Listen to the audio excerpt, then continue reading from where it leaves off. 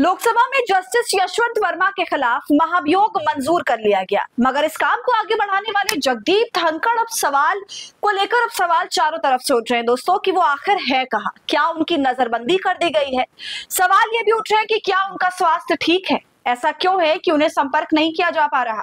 इस मामले पर दोस्तों कपिल सिब्बल से लेकर संजय राउत तक सवाल उठा रहे हैं। यहाँ तक कि अमित शाह से सीधा सवाल कर रहे हैं और उन्हें पत्र तक लिख दिया गया है। तो पूरा मामला क्या है, आज संसद की कार्रवाई में क्या कुछ हुआ जिससे तमाम सवालों को जगह मिल रही है, और आखिर जगदीप धनखड़ है कहाँ? इन तमाम सवालों का जवाब आज इस वीडियो में जानेंगे, तो आप हमारे साथ अंत तक बने रहिएगा। नमस्कार, आदाब, आप देख रहे हैं खबर अड्डा और मैं हूं आपके साथ सुम्बुलीरम। दोस्तों, जिस महाभियोग प्रस्ताव को जगदीप धनखड़ लाना चाहते थे, इसके लिए बहुत हद तक काम भी कर दिया था। वो इस्तीफा देकर अचानक अब गायब हो गए। और दोस्तों, ये बात जब जाहिर थी कि इस महाभियोग प्रस्ताव की वजह से ही जगदीप धनखड़ से इस्तीफा लिवाया गया, क्योंकि ये बात हम सभी जानते हैं कि भाजपा हर एक चीज में अपना फायदा देखती है, और यहाँ भी उसका जबरदस्त फायदा था। हमने पिछली वीडियो में भी आपको ये बताया था कि ये जो सारा खेल है वो सब कुछ नंबर्स में छिपा हुआ है।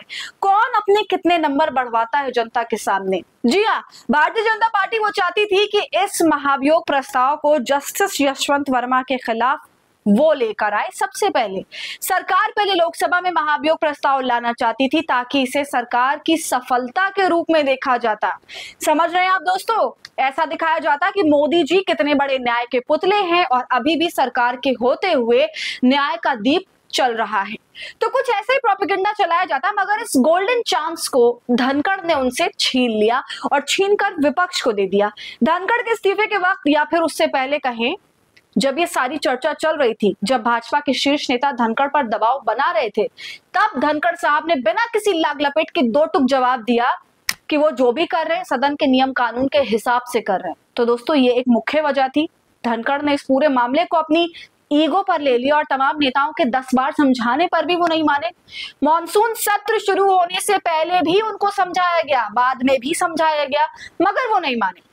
सीधा कहा कि मुझे जरूरी हस्ताक्षर मिल गए हैं, अब मैं इसको आगे बढ़ा रहा हूं। और मानसून सत्र के पहले ही दिन उनको 64 राज्यसभा मेंबर्स के हस्ताक्षरों का परफॉर्मा सौंप दिया गया, और इसको जगदीप धनखड़ ने स्वीकारते हुए अपने पास रख भी लिया। यहीं से सारा मामला गड़बड़ हुआ।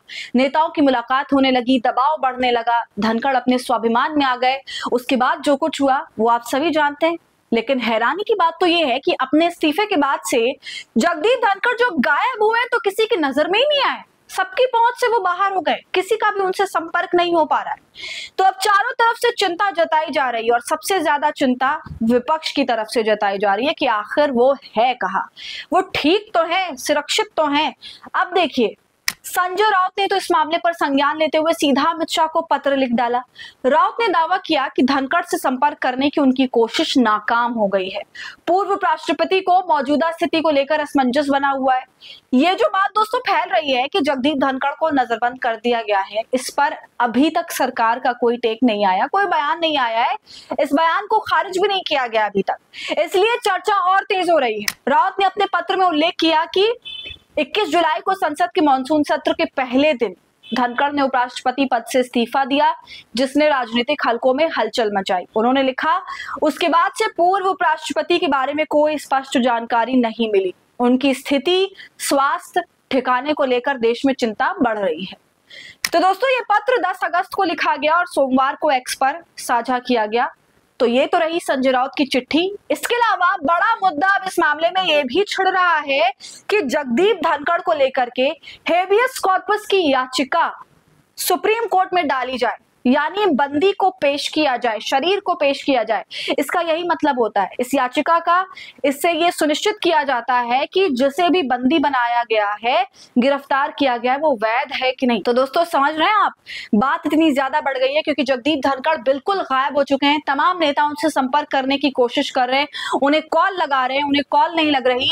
अब वो अपने आवास पर भी नहीं है, इसलिए शक और गहरा होता जा रहा है। इसके अलावा दोस्तों, आज लोकसभा के अंदर महाभियोग को पारित कर दिया गया। देखिए, तो दोस्तों, 3 सदस्यीय कमेटी बना दी गई है इस पर सारा कामकाज करने के लिए, मगर भाजपा की इसमें खूब किरकिरी हुई, क्योंकि वो जो चाहती थी वो तो नहीं हो सका। वो खुद को हीरो बनाकर दिखाना चाहती थी कि देखो, हमने करप्शन वाले जज को उसकी कुर्सी से हटाया। लोकसभा में इस महाभियोग को वो लेकर जाना चाहती थी, मगर ये चांस उसके हाथ से निकल गया। हालांकि मामला अभी लोकसभा से ही आगे बढ़ा है। अगर पहले की तरह राज्यसभा से आगे बढ़ जाता तो सारा खेल विपक्ष के हाथों में होता, लेकिन फिर भी सारा मामला जनता ने तो देख लिया। इसी तरह से हाइप जो क्रिएट हो सकती थी वो नहीं हो पाई, जैसा भाजपा चाहती थी वो नहीं हो पाया। तो सारा खेल ही दोस्तों यहाँ पर श्रेय लेने का है, क्रेडिट लेने का है, और इसी के चलते जगदीप धनखड़ पूरे के पूरे निपट गए। और अब जाके भाजपा लोकसभा में इस प्रस्ताव को लेकर आई है और अपना पल्ला भारी करवाने की कोशिश कर रही है। हालांकि कुछ खास प्रमोशन वो कर नहीं पा रही। तो दोस्तों आगे कैसे क्या होता है वो तो हम आप तक खबर पहुंचाते ही रहेंगे। फिलहाल आपके इस मामले पर क्या कहना है, अपनी राय हमें कमेंट कर जरूर बताइए। वीडियो को लाइक और शेयर करें। खबर अड्डा को यूट्यूब पर सब्सक्राइब कर लें।